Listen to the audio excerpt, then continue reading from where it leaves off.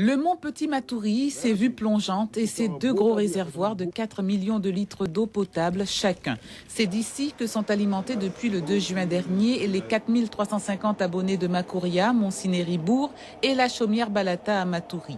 Deux réservoirs approvisionnés par l'usine de Matiti, 30 km en amont.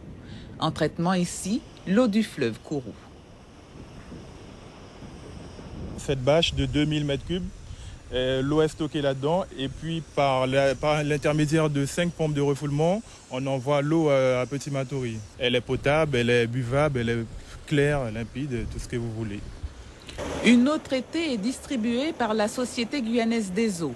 L'ouvrage construit et mis à disposition par la communauté d'agglomération du centre littoral présente certaines innovations.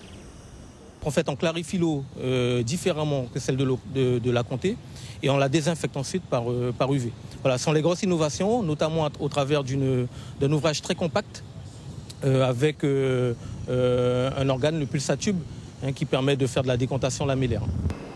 Un investissement de plus de 50 millions d'euros pour sécuriser le réseau et faire face au développement.